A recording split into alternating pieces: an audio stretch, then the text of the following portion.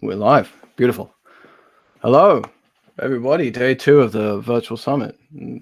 Thank you ever so much for joining us for this particular session, hosted here at the Device Authority Virtual Summit, featuring Emin Oga, IoT architect at Digital Catapult. In this session, we're going to be delving into the crucial topic of cybersecurity within manufacturing. So the title of this particular session is Guarding the Factory of Tomorrow, something that Emin will go into, and relates to cybersecurity in that manufacturing environment. So Emin's going to share some of his sort of valuable insights that he has into safeguarding those industrial systems against cyber threats and really overall ensuring the integrity and security of the manufacturing process in the age of IoT. I know all of us at Device Authority, we have a great relationship with Digital Catapult as we really work together to enhance our collective commitment to fortifying digital infrastructure. So with that, Emin, I'll let you begin. Great. Thank you very much. Thank you, James. Yes, I am from Digital Catapult. I have been working in the IoT space for about 8 years now, and certainly at Digital Catapult for about 3 years now. So in my talk, you will see a lean towards IoT and IIoT when thinking about the factory of tomorrow.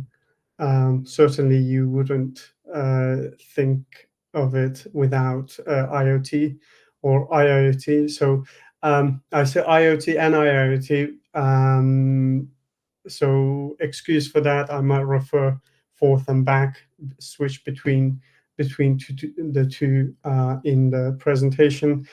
But essentially, IIoT, industrial Internet of Things, is IoT for manufacturing, for industry. So since we're talking about the whole theme of this virtual summit is AI, what I've done is I just searched on a Gen AI platform for guarding the factory of tomorrow, and this is what I get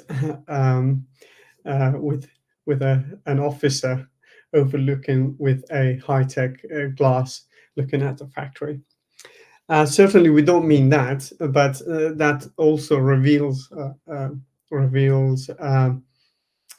what the AI is actually providing back. It is a reflection of what as you know, the AI is creating value through the information, the data that we provide, and upon the prompt, the question we ask, it provides a feedback, and this is what I get. I think is a good thing to share here.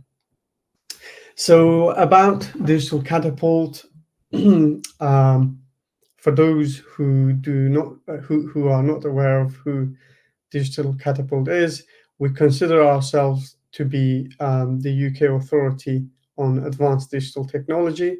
Our mission is to accelerate adoption of advanced technologies, driving growth in the UK economy.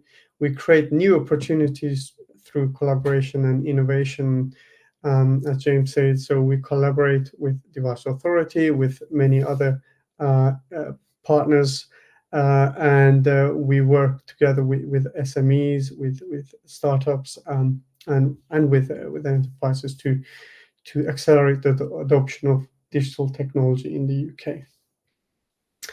So we've mainly focus on these technology application areas. It is virtualization and cyber physical systems, digital and resilient supply chains. You might have seen certainly on some social media platforms that we advertise for the calls and for the programs that we do around these.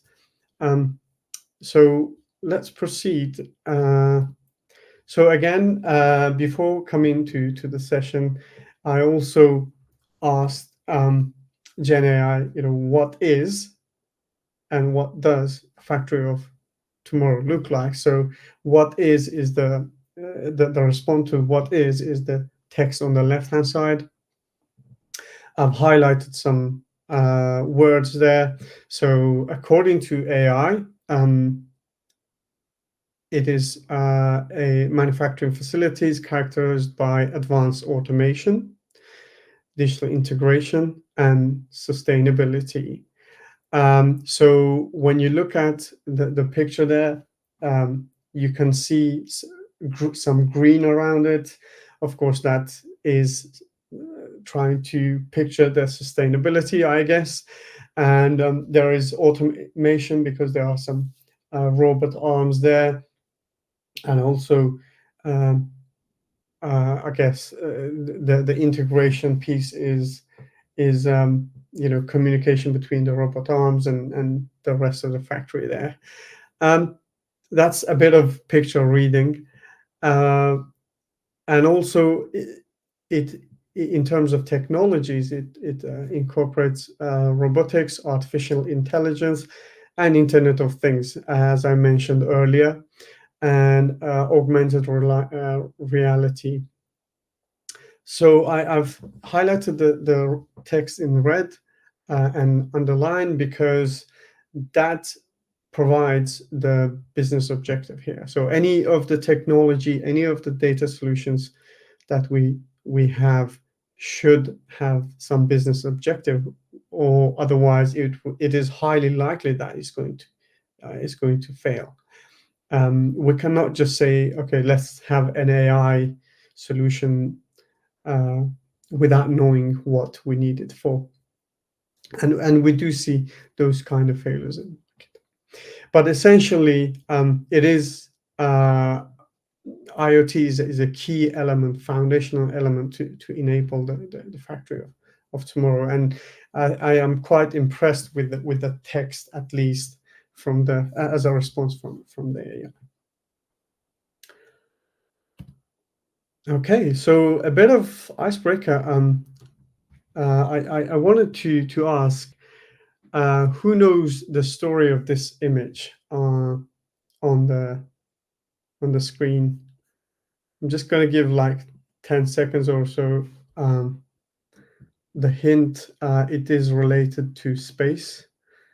If you, let's see if anybody's sending suggestions. Okay. So that was a question, even if you have a thought for yourself. So this is Katie Bowman on the right, the genius lady who led the development of an algorithm that creates the image of a black hole for the first time from the space. But she had the algorithm. She had the genius mind. She developed it. We have the infrastructure, the computer, the computing in front of her. But also she needed like 5 petabytes of data. So that's quite a large amount of data to produce a valuable information.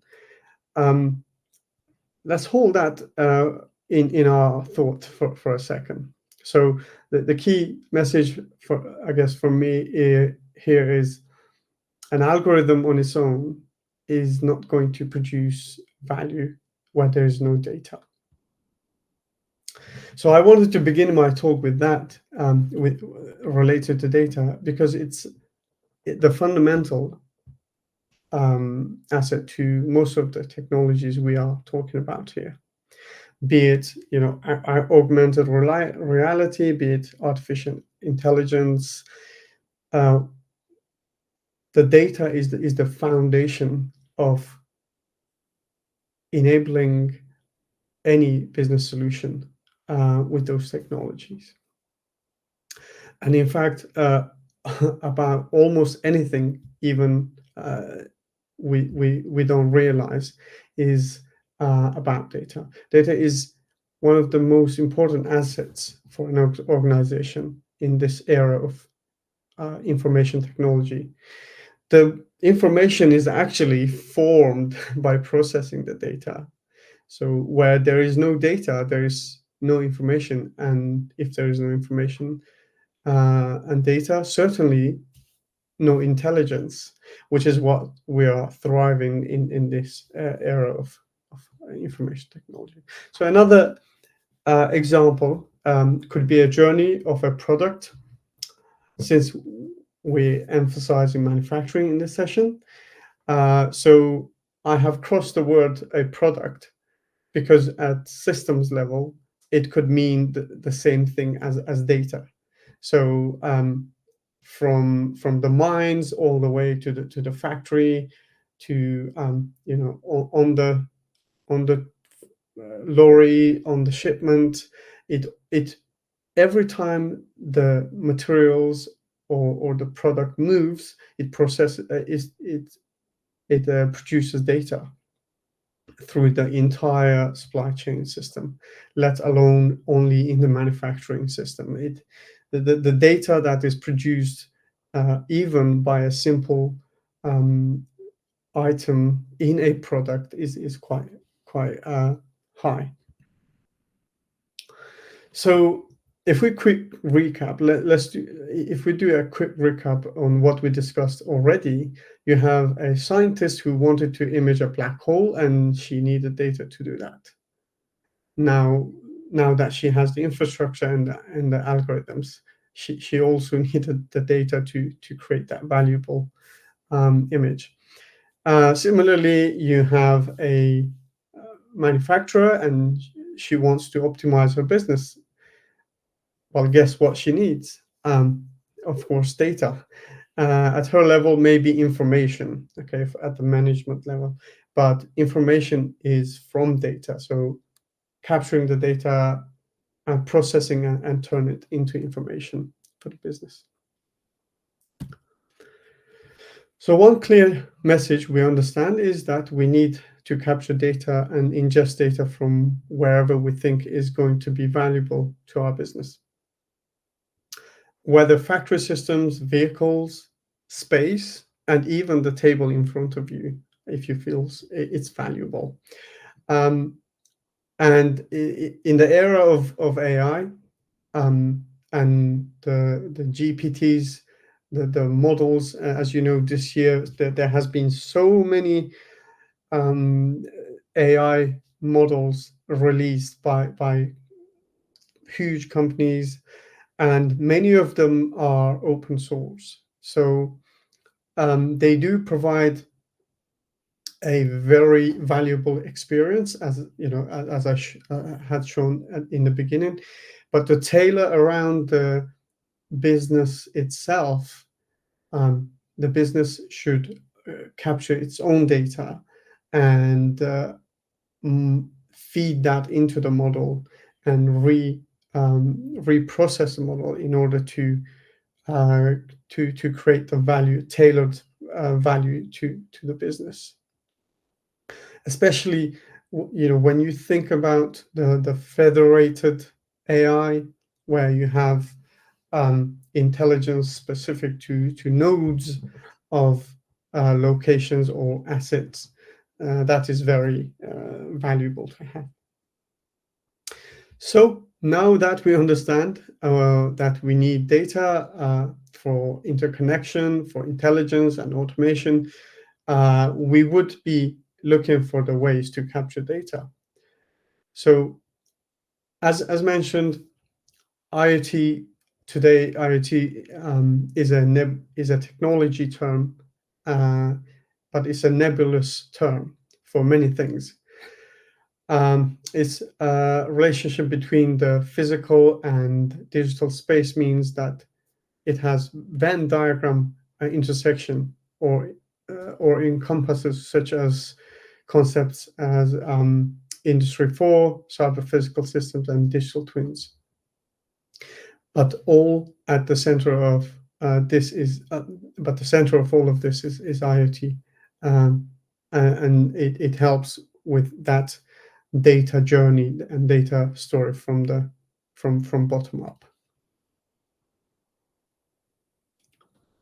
So the application of IoT to industry is what IIoT is, as I mentioned, in industrial Internet of Things.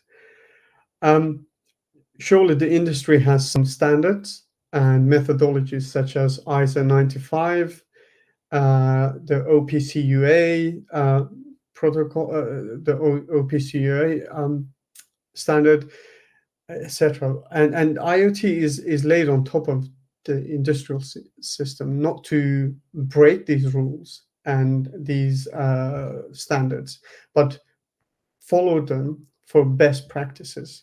And we will come to, what breaks in the stack of IoT when adopting IoT, and why, and how we could follow up. Okay, so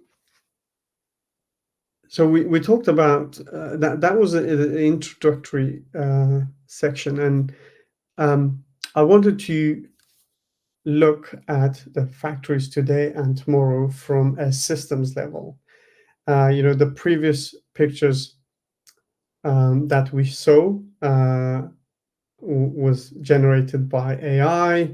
It shows a very high level, overlooking from outside, but at the systems level, they're very high, of course, high level here.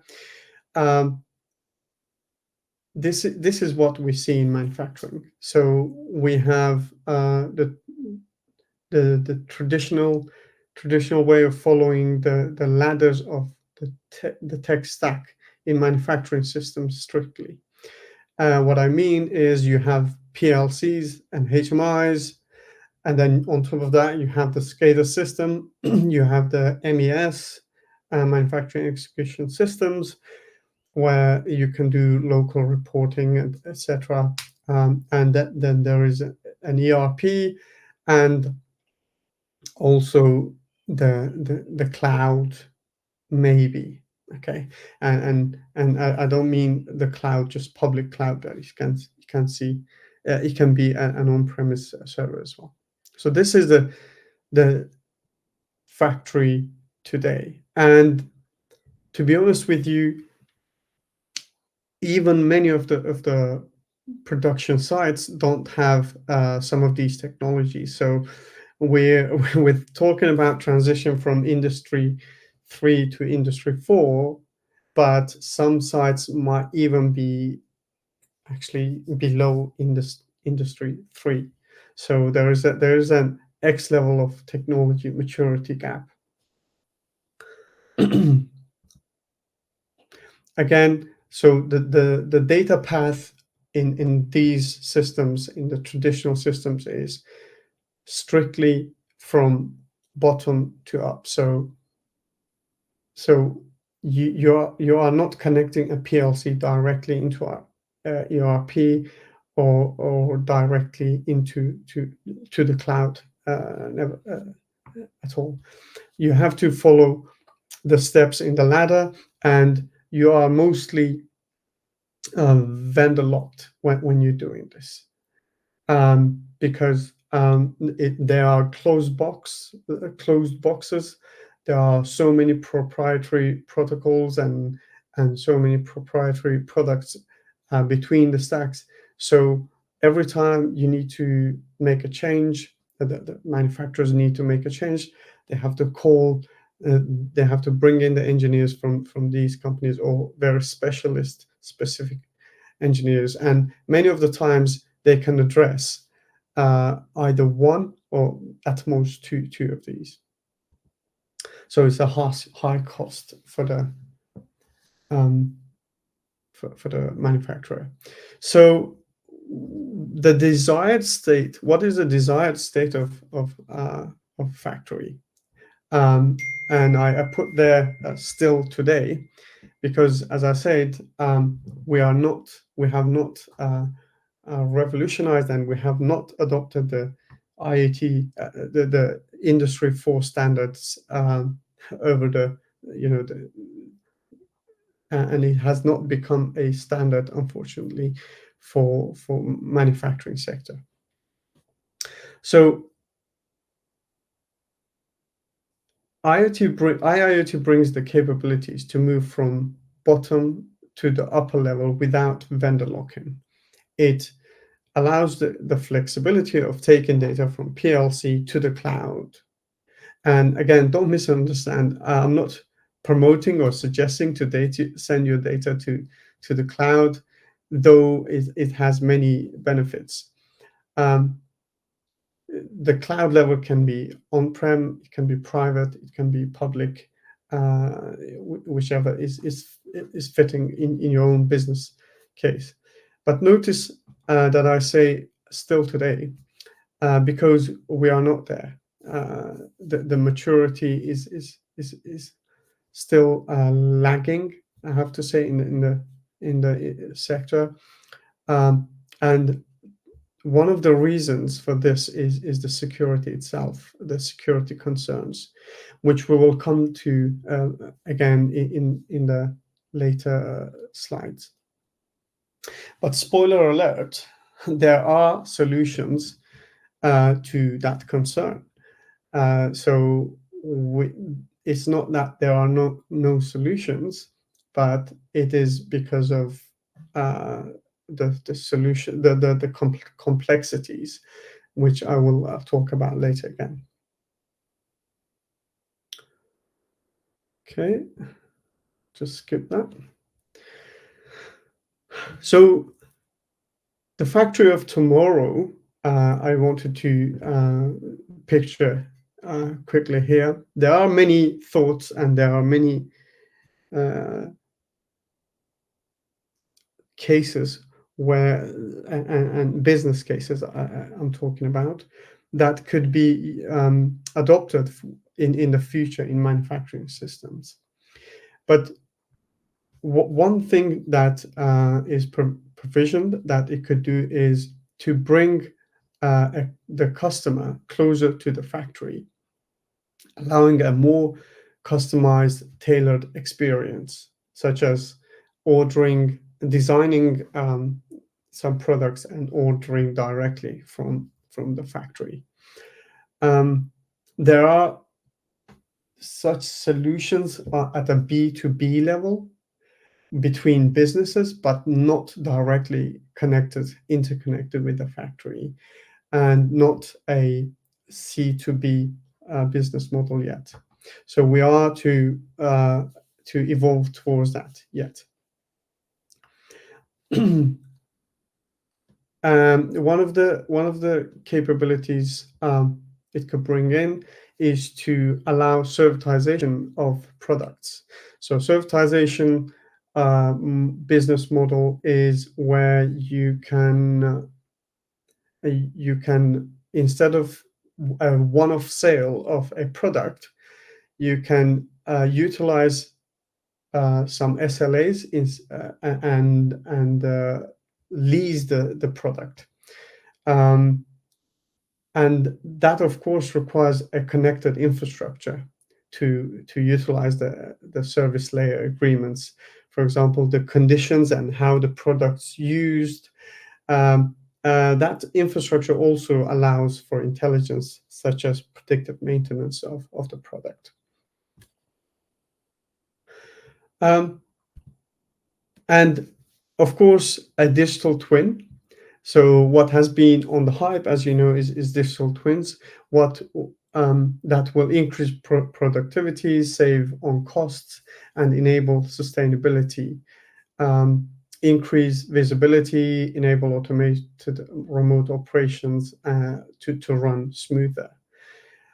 So depending on the maturity of the digital twin systems, because there are different levels of maturity of digital twin systems, it will certainly have AI to process data, not only to process data to create reports and to feedback, but to help with interoperability, which is one of the challenges in the whole sector in the IoT space, because it can address that, because it can help automate putting unformatted data, for example, into a meaningful context, such as ontologies, create taxonomies, assign taxonomies.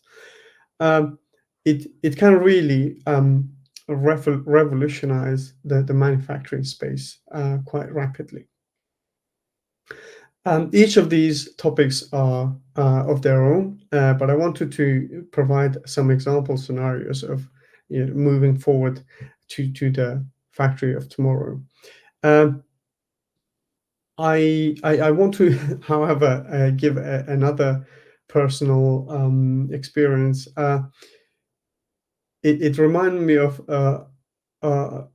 an interview that I had, a job interview I had many years ago, and I was asked what I thought the future might look like, um, especially in the manufacturing space. And I said there will be factories in the space mining and producing for us and shipping the products back to Earth. People smiled and some laughed and was joking. But that has turned out to be a concept that is to become true, as there are many publications actually in this space, for solar powered factories out in space for mining, how we can mine on asteroids and then produce goods.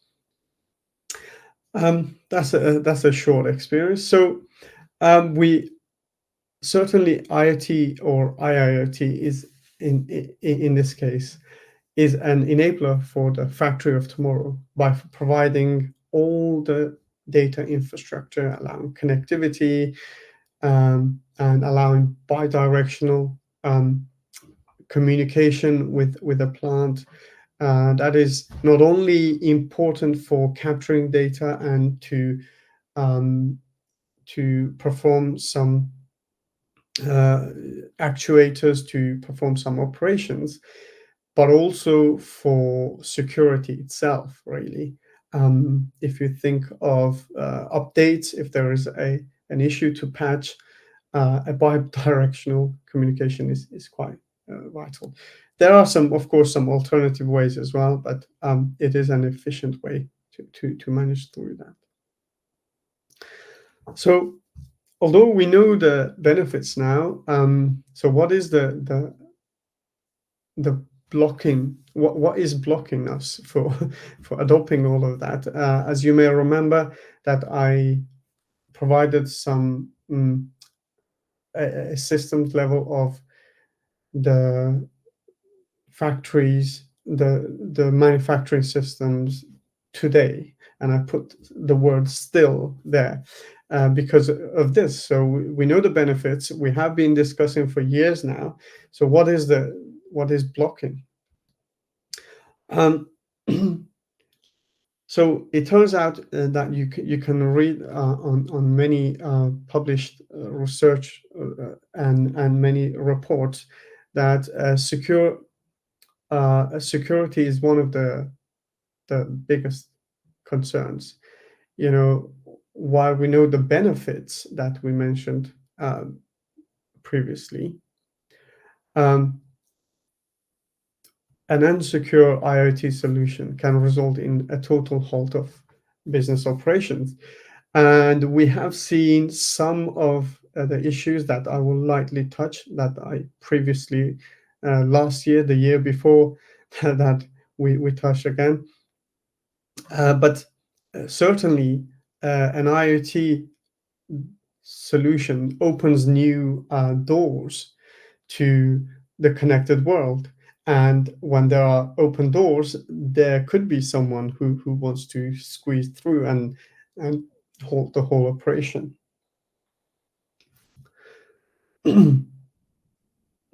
So instead of actually taking the advantage of digitization, we may even result in a worse situation where the factory is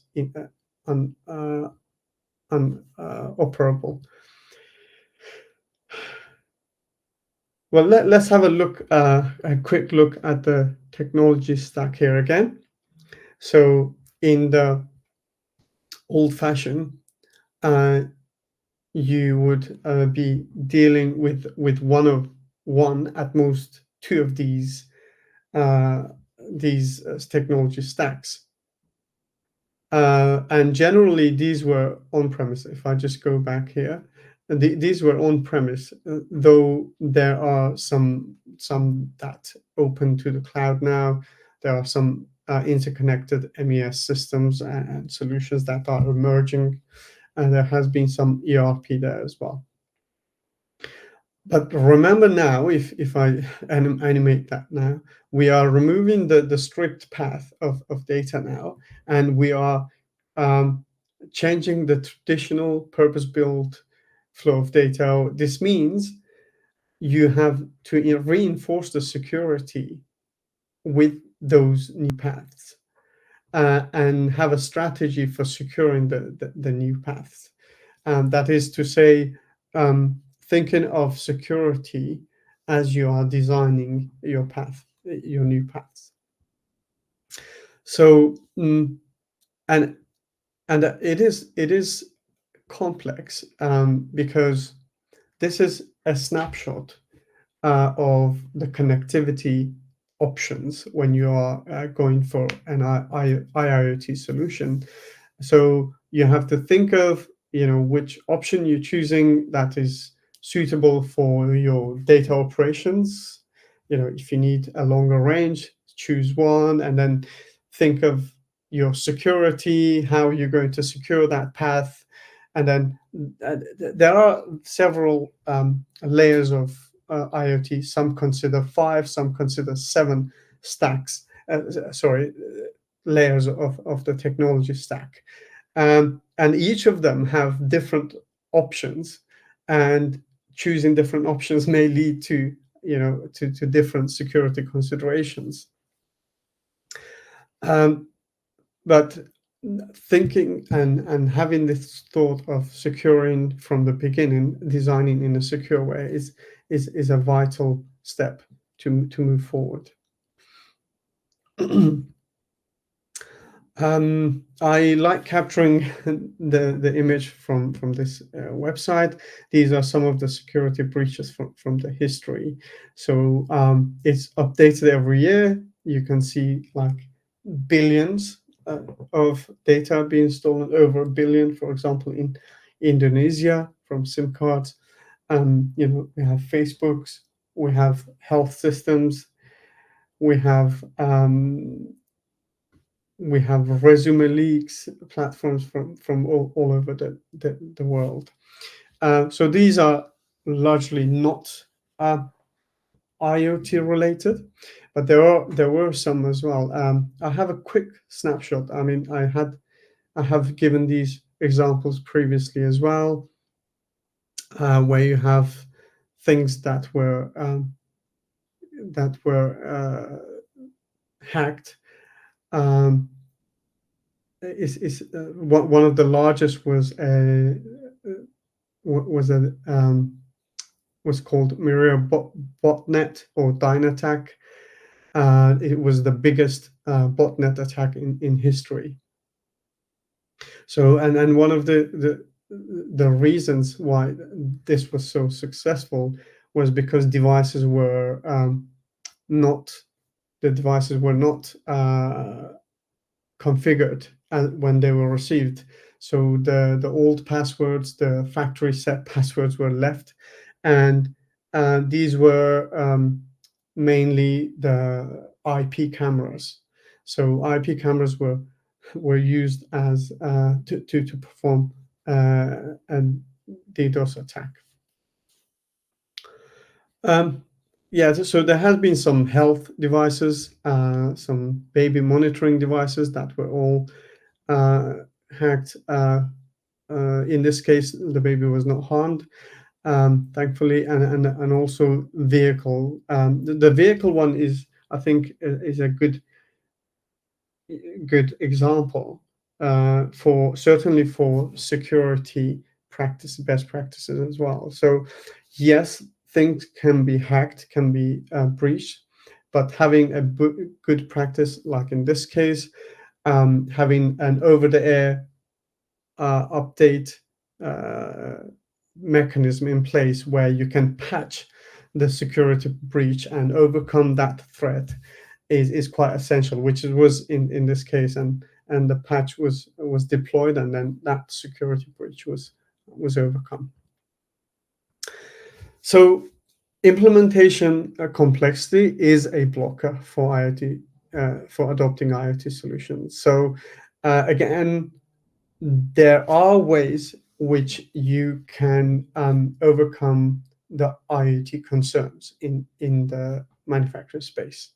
Okay, but because it's complex, because not like in the old days where you have companies that bring in software solution, and you have security in place, with the databases, with the authentication, etc.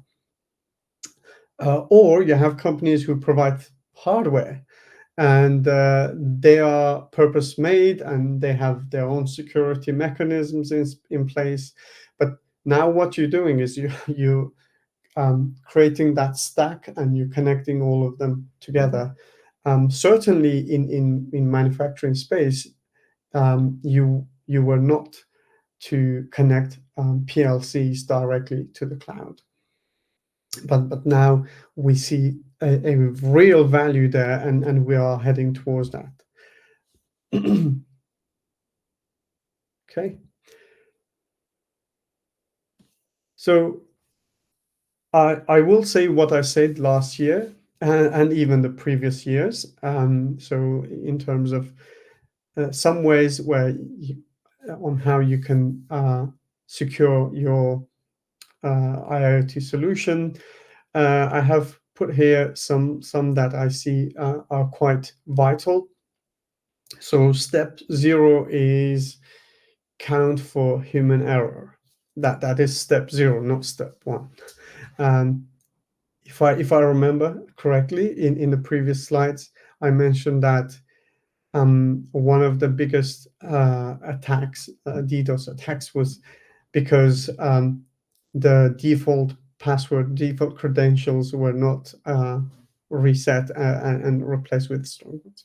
So step 0, account for human factor, force policies, yes, still policies in this era. Adopt auto-enrollment if possible. So there are mechanisms such as, having, if you have the business appetite, where you can partner with hardware manufacturers that, for example, Device Authority provides device certification solutions. So you could actually automate that device enrollment by, for example, burning the certificate to the chip from the factory, and then when the user receives it, it connects to a platform that was predefined, and then it registers itself. It can renew the certificate even daily. There had been some solutions on some console, some game console, that is recursively, continuously refreshing the security certificates, so it becomes very difficult to hack, if not impossible. So that is also related to the device identity and access management. So provide unique identities and secure access management. There are platforms out there you can do that with the available products. So user identity and access management again. This is the previous was device. If I underline, to provide unique identities and secure access management. So govern the data according to users, govern the data according to the devices. Network security, of course, performs step 0s from network perspective, firewalls, etc. Anonymize with VPN if you could. and application security. So there are some best practices called OWASP best practices. Utilize those, and we are still talking about SQL injections, for example, in this era, and identity access services, transport layer security, again, similar to the certifications we talked about, and API security, of course. And as again, to emphasize to the example that I gave on overcoming the security breach for the vehicle issue, over-the-air updates and patching capability. This is quite important to have. We know that some Zigbee devices, because of the protocol flaw in the protocol, some devices were breached, and there was an issue with deploying some patches to resolve that. The issue was resolved, but the company could not deploy that update to the devices because of that inability, and it couldn't be overcome.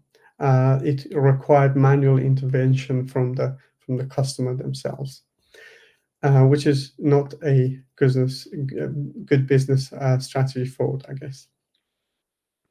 So one of the things that can drive the adoption of best practices for security is legislation. So in the UK, we have some legislation in place.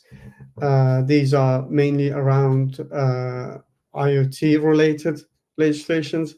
There has been some in Europe, in US as well.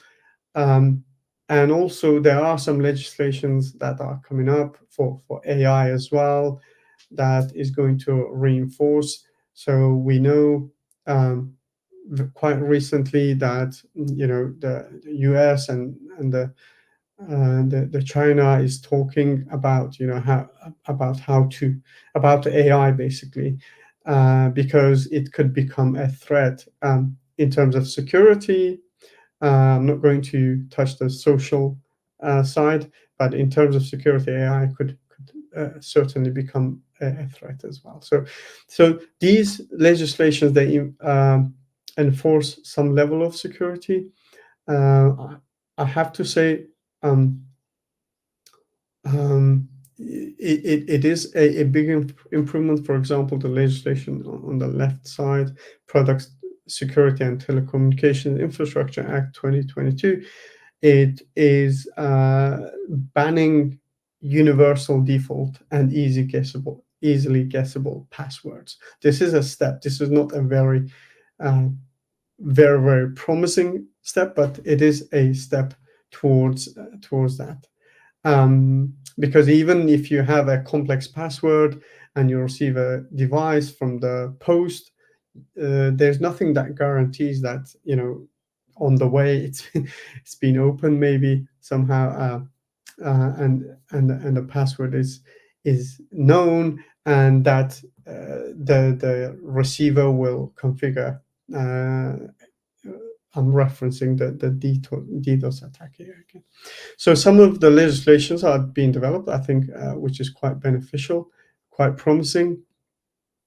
The last thing I can say is, so look, the future with technology is promising, as you have seen over the 1 year, especially with the AI flooding the value into the open source world, as well as the non-open source as well. But data is a key element to all of this. Even I think sometimes we miss the background of a value or a picture. We should bear in our mind that all of these intelligence that comes from these AI models is produced by the data that was generated by the humanity historically. So when we talk about a Gen AI model, it has gone to the web or to some portals or databases. It brought the available data. It crunched that data, processed that data, and now it generates value for us.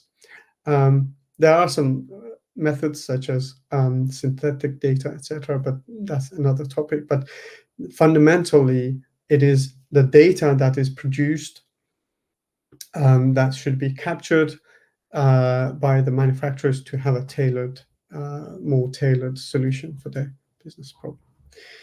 So thank you very much. That's our website. Please get in contact. We run many programs, funding programs together with Innovate UK, together with UKRI and various other bodies. So we look to accelerate the adoption of these technologies and many other that you can find on this website. So get in contact. And there you are. I hand over. If there is any questions I could address, I'd be happy to do so. Thank you, appreciate it. Fascinating talk and a great conversation. Kind of peeling back the layers there a little bit on the factory of tomorrow. It was excellent to listen to. We have got a few questions. Well, actually quite a few. So I'll let me just start sort of grabbing them from the top. Can you talk a little bit more about how Purdue model will evolve / disappear with OPAS and OPAF developments? Can you see that question? Sorry, can you talk about? So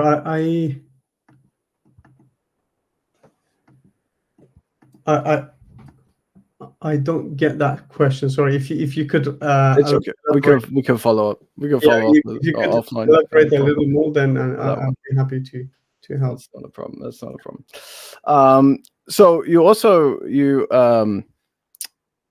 I guess looking at manufacturing in general, they typically employ some what I call older technologies.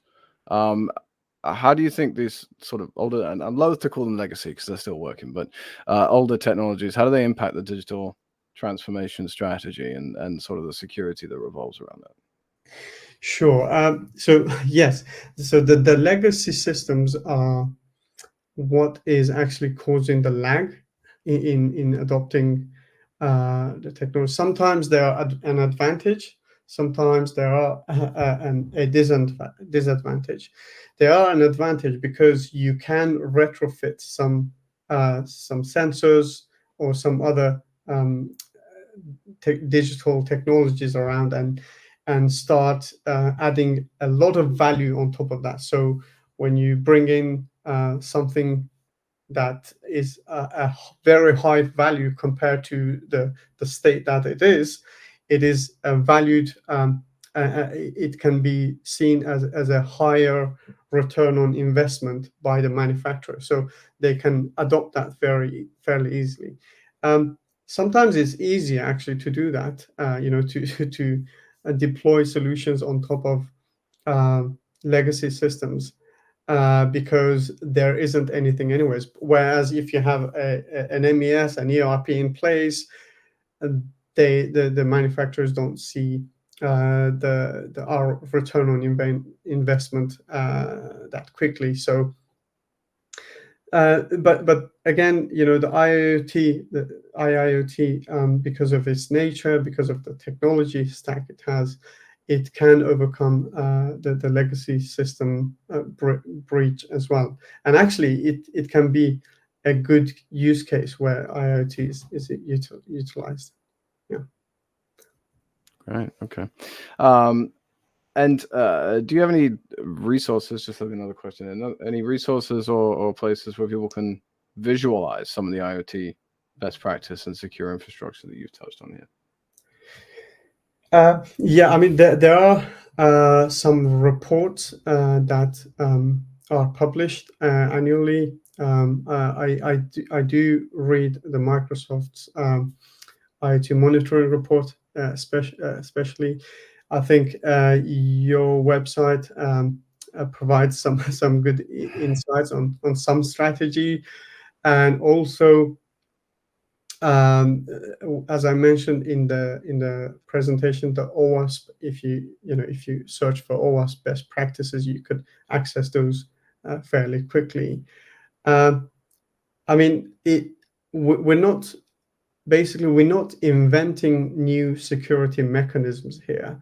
We are utilizing the existing ones like certification, etc. It is just knowing how to utilize those for the options that you choose from the IoT technology stack. I believe you guys have a lab too, right? Yes, we do have a lab in. Maybe I should have mentioned in the presentation. So we have set up a mini factory lab in the Houston office, and to demonstrate that it's doable. What we described here is doable. We actually connected that with the certificates to the cloud, and then we use a bidirectional messaging system to reset the factory from the cloud. So you can, by clicking a button, you can continue the operation of the whole manufacturing system. Brilliant. Yeah. So Great. it is open to be visited by partners. We did do a tour with Device Authority there as well. Yeah. There you go. There you go. Reach out if that interests you. Listen, Evan, thank you ever so much. It's been very helpful. We'll follow up with the other question offline. I'll take a stab at it, but I'm not a manufacturing expert, and that's why Evan's the one here giving this presentation. So we'll follow up with that question and any other questions we didn't quite get to. But with that, I want to say, Evan, thank you ever so much for not only the time spent presenting, but also the time spent preparing for the session. It was really informative, and thank you ever so much. And thank you to everyone else for watching. Thank you very much for having me, Jack. Thank you.